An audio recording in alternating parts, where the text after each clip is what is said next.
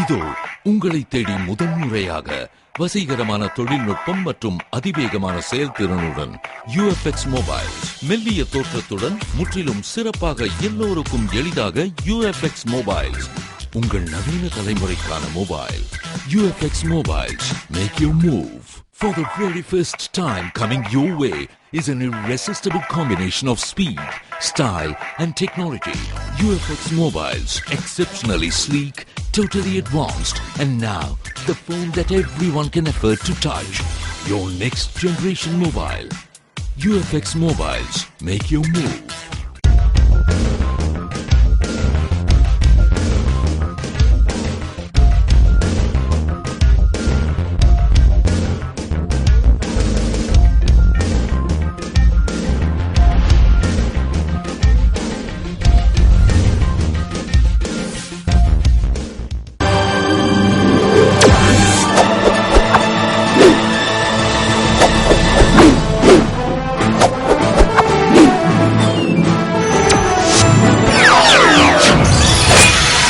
நீங்கள் பார்த்துக் கொண்டிருப்பது AJK டிவியின் புதுவை மாலை. வணக்கம்.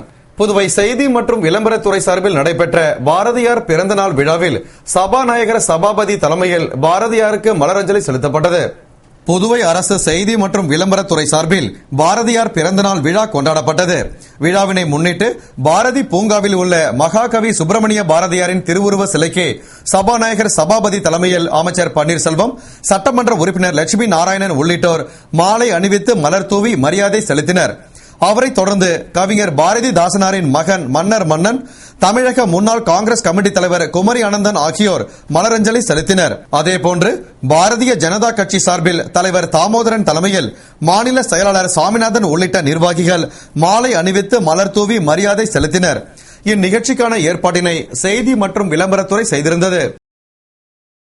எந்த சூழ்நிலையிலும் தோல்வியை கண்டு துவளாமல் எதிர்த்து போராடினால் வெற்றி நிச்சயம் என்று LDC மற்றும் ஸ்டோர் கீப்பர் தேர்வு பயிற்சி துவக்க விழாவில் முன்னாள் நகரமன்ற துணைத் தலைவர் திரு ஜான்குமார் உறுதியுடன் கூறினார். புதுவை JVR ஹாலில் சுயம் IAS பயிற்சி மையத்தின் சார்பில் LDC, store keeper, junior clerk, typist போன்ற பதவிகளுக்கு தேர்வு எழுத பயிற்சி வகுப்பின் துவக்க விழா நடைபெற்றது. விழாவில் சுயம் நிறுவனத்தின் நிறுவனர் கலைமாமணி கல்லாடன் வரவேற்று பேசிட, சிறப்பு விருந்தினராக முன்னாள் நகரமன்ற துணைத் தலைவர் ஜான்குமார் கலந்து கொண்டு பயிற்சி வகுப்பினை துவக்கி வைத்து பேசுகையில், பயிற்சி வகுப்பில் பங்கேற்க உள்ள அனைவரும் தங்களுடைய வாழ்க்கை பயணத்தை துவங்க உள்ளனர். எனவே 3 மாதம் நடைபெறும் இப்பயிற்சி வகுப்பில் தவறாமல் பங்கேற்று நல்ல முறையில் வாய்ப்பினை பயன்படுத்திக் கொண்டு வெற்றியடைய வேண்டும் என்றும், முன்பு நடைபெற்ற SI தேர்வில் வினாத்தாள்கள் தமிழில் வழங்காததால் தேர்வு எழுதியவர்கள் மிகவும் சிரமப்பட்டனர். அதனால் பலர் வேலை வாய்ப்பினையும் இழந்தனர். இதனை எதிர்த்து நானும் ஊடகங்கள் வாயிலாக வினாத்தாளில் தமிழ் மொழியிலும் கேள்வி கேட்கப்படாததை சுட்டிக்காட்டி கண்டனம் தெரிவித்தேன். இம்முறை வினாத்தாளில் தமிழிலும் வினாக்கள் கேட்கப்படும் என்றார்.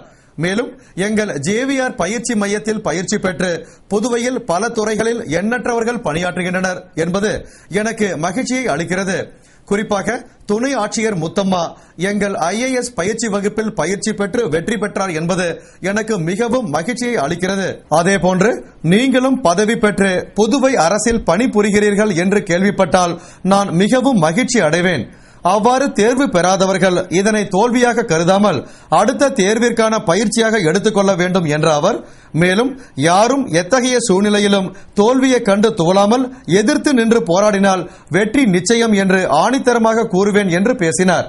நீங்க அந்த கோச்சிங் கிளாஸ் வந்து அத்தனை பேரும் இங்கிருந்து நாம தான் போகணும், நம்மள மீறி வரக்கூடாது என்கிற ஒரு குறிக்கோள் மட்டும் இருக்கணும். நிறைய மெட்டீரியல் இவங்க கொடுக்குற மெட்டீரியல்ல நிரந்தரம் படிங்க. உங்க வாழ்க்கையை நீங்க இது வரைக்கும் 12 ஆண்டு காலமா நீங்க படிச்சதும் 10 ஆண்டு காலமா படிச்சது எல்லாத்தையும் வேஸ்ட் நினைச்சுட்டாரு. இப்போ 3 மாசம் டைம், 3 மாசம் படிக்கிற படிப்பு தான் உங்களுக்கு நிச்சயம்.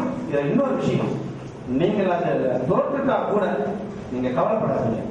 அடுத்த முறை நீங்க வந்து ட்ரை பண்ணிக்கலாம். அந்த ஒரு டிகிரியோட அட்டன் பண்ணி அடுத்த ட்ரை பண்ணீங்கன்னா இப்ப நீங்க தோல்வி அடைஞ்ச அந்த கொஸ்டின்ஸ் எல்லாம் உங்களுக்கு விடைத்தாள் உங்களுடைய மண்டையில போய் ஸ்டோரேஜ் ஆயிடும்.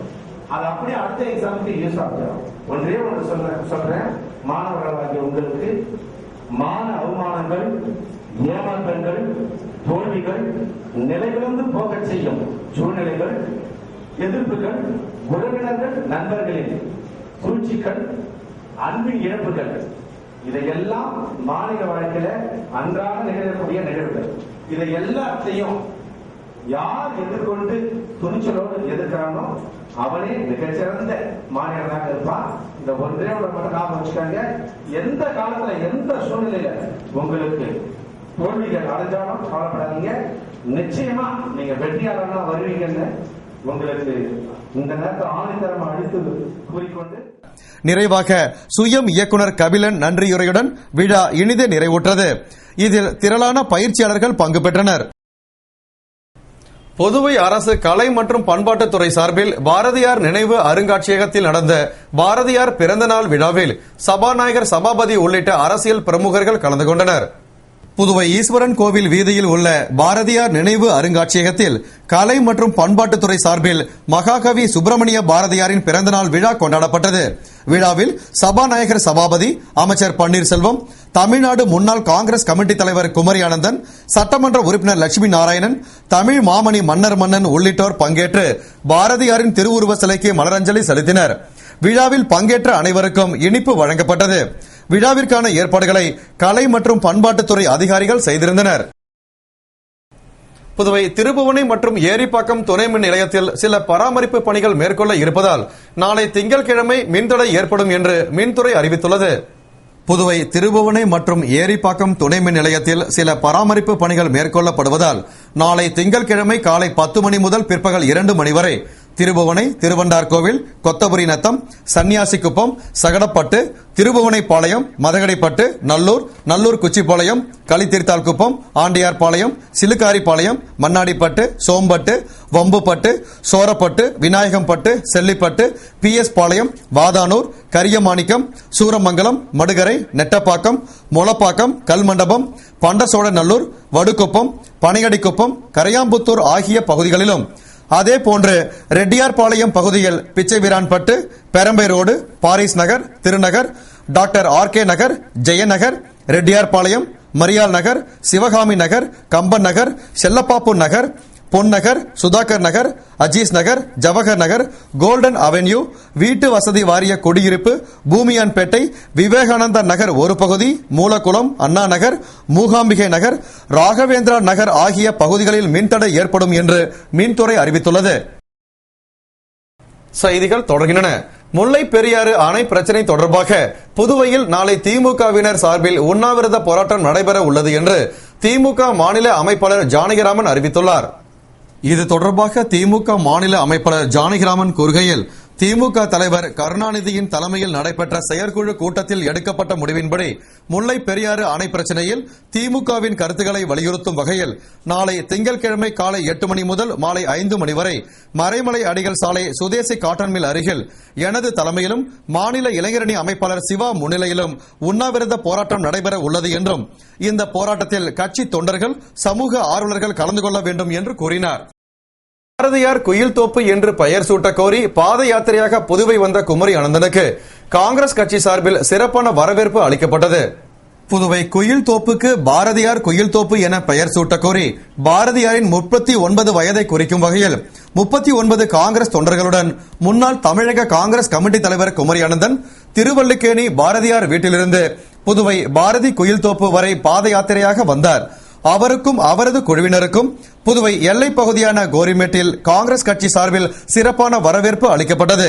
இந்நிகழ்ச்சியில் மாநில காங்கிரஸ் தலைவர் AV சுப்பிரமணியன் தலைமையில் காங்கிரஸ் நிர்வாகிகள் குமரி ஆனந்தனுக்கு பொன்னாடை அணிவித்து பூங்கொத்து கொடுத்தனர். பின்னர் அவர்களுடன் பாத யாத்திரையாக தமிழ்ச்சங்கத்திற்கு வந்தனர். இதில் முன்னாள் முதல்வரும் எதிர்க்கட்சி தலைவருமான வைத்திலிங்கம், முன்னாள் சட்டமன்ற உறுப்பினர்கள் பாலாஜி, நீல கங்காதரன் மற்றும் கட்சி நிர்வாகிகள் வின்சென்ட் ராயர், சிவாஜி, முனுசாமி, வைத்திலிங்கம் உள்பட பலர் கலந்து கொண்டனர். புதுவை அட்டவணை இன மக்கள் இயக்கங்களின் கூட்டமைப்பு சார்பில் பொதுமக்கள் விழிப்புணர்வு கலந்துரையாடல் நிகழ்ச்சி பிச்சைவீரான்பேட்டில் நடைபெற்றது. புதுவை அட்டவணை இன மக்கள் இயக்கங்களின் கூட்டமைப்பு சார்பில் பிச்சைவீரான்பேட்டில் கிளை மாநாடு நடைபெற்றது. மாநாட்டிற்கு தலைவர் ராமலிங்கம் தலைமை தாங்கினார். ராமமூர்த்தி முன்னிலை வகித்தார். உமாசுதன், ஹரிகிருஷ்ணன், புண்ணியகுடி ஆகியோர் வாழ்த்தி பேசினார்கள். முன்னதாக ஈரிசன் அனைவரையும் வரவேற்றார். மாநாட்டில் உடனடியாக பெண்கள் மற்றும் ஆண்களுக்கு கழிப்பிட வசதி செய்து தர வேண்டும், பூர்வீகமான பள்ளி அருகே கபடி விளையாட்டு மைதானத்தின் சிறு பகுதியை மத்திய அரசின் மருத்துவமனை உருவாக்க வழிவகுக்க வேண்டும் உள்பட பல்வேறு தீர்மானங்கள் நிறைவேற்றப்பட்டன. மேலும் பொதுமக்கள் விழிப்புணர்வு கலந்துரையாடல் நடைபெற்றது. இதில் ஊர் முக்கியஸ்தர்கள் பலர் கலந்து கொண்டு தங்கள் கருத்துக்களை தெரிவித்தனர். புதுவையில் நேற்று முழு சந்திர கிரகணம் நன்றாக தெரிந்தது. இதனை மக்கள் கண்டுகளிக்கும் வகையில் அறிவியல் மற்றும் தொழில்நுட்ப இயக்கம் ஏற்பாடு செய்திருந்தது. புதுவையில் நேற்று நடந்த சந்திர கிரகணம் மையக்கோட்டில் நிகழாமல் முழு மறைப்பு 51 நிமிடங்கள் வரை நீடித்தது. இதுபோன்ற நீண்ட முழு சந்திர கிரகணம் 7 ஆண்டுகளுக்கு பிறகு தோன்றியது. அடுத்த முழு சந்திர கிரகணம் 2018 ஆண்டு ஜூலை மாதம் நிகழ உள்ளது. நேற்று நடந்த சந்திர கிரகணம் நன்றாக தெரிந்ததால் மக்கள் வெறும் கண்களால் கண்டு களித்தனர். இருப்பினும் முழு சந்திர கிரகணத்தையும் மக்கள் துல்லியமாக கண்டு மகிழும் வகையில் அறிவியல் இயக்கம் மற்றும் தொழில்நுட்ப இயக்கம் சிறப்பு ஏற்பாடு செய்திருந்தது. கடற்கரை சாலையில் ஏற்படுத்தப்பட்ட தொலைநோக்கு வசதியை அறிவியல் இயக்க பொதுச் செயலாளர் சேகர் துவக்கி வைத்திட துணைத் தலைவர் ஹேமாவதி சந்திர கிரகணம் குறித்து மக்களுக்கு விளக்கம் அளித்தார். இதனை சிறியவர்கள் முதல் பெரியவர்கள் வரை நீண்ட வரிசையில் நின்று கண்டு களித்தனர். பாத யாத்திரையாக புதுவை வந்த குமரி அனந்தனுக்கு தமிழ் சங்கத்தில் பாரதிதாசன் அறக்கட்டளை தமிழ்நாடு தமிழ் எழுத்தாளர்கள் சங்கம் சார்பில் பாராட்டு விழா நடைபெற்றது. பாரதியார் குயில் தோப்பு என பெயர் சூட்ட கோரி சென்னையிலிருந்து பாத யாத்திரையாக புதுவை வந்த முன்னாள் தமிழக காங்கிரஸ் கமிட்டி தலைவர் குமரி அனந்தனுக்கு தமிழ் சங்கத்தில் பாரதிதாசன் அறக்கட்டளை மற்றும் தமிழ்நாடு தமிழ் எழுத்தாளர்கள் சங்கம் சார்பில் பாராட்டு விழா மற்றும் முனைவர் முத்து தலைமையில் பிரான்ஸ் நாட்டுக்கு இலக்கிய பயணம் சென்று வந்த தமிழ் சங்கத்திற்கு பாராட்டு நிகழ்ச்சியும் தமிழ் மாமணி மன்னர் மன்னன் தலைமையில் நடைபெற்றது.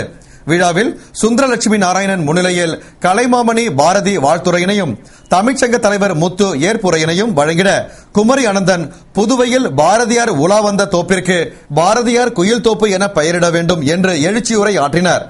நல்லாசிரியை கஸ்தூரியின் நன்றியுடையுடன் முடிந்த விழாவில் தமிழ்ச்சங்க உறுப்பினர்கள் மற்றும் காங்கிரஸ் கட்சி நிர்வாகிகள் பலர் கலந்து கொண்டனர்.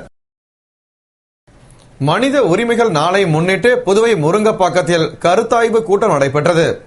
ஆண்டுதோறும் டிசம்பர் 10ஆம் தேதி மனித உரிமைகள் நாள் கடைபிடிக்கப்பட்டு வருகிறது. அதன்படி புதுவை முருங்கப்பாக்கத்தில் நடைபெற்ற கருத்தாய்வு கூட்டத்தில் மனித உரிமைகள் கழக புதுவை மாநில தலைவரும் முன்னாள் கவுன்சிலருமான திரு சக்திவேல் தலைமை தாங்கி சிறப்புரை ஆற்றினார். தெற்கு மாவட்ட அமைப்பாளர் ரவி என்கிற பிரான்சிஸ் முன்னிலை வகித்தார். மேற்கு மாவட்ட அமைப்பாளர் முருகையன் வாழ்த்தி பேசினார். கூட்டத்தில் மகளிர் அணி தலைவி கலைவாணி, மக்கள் தொடர்பாளர் தணிகவேல், செய்தி தொடர்பாளர் மங்கலட்சுமி மற்றும் உத்தராடம் கிருஷ்ணமூர்த்தி, பேராசிரியர் அசோகன், தீபப்பிரியா, ஒருங்கிணைப்பாளர்கள் ருக்ஷனா, சுப்பிரமணி, பாலாஜி உள்பட பலர் கலந்து கொண்டனர். கூட்டத்தில் மனித உரிமைகள் பற்றி கலந்துரையாடல் நடைபெற்றது. இத்துடன் செய்திகள் நிறைவடைந்தன. வணக்கம்.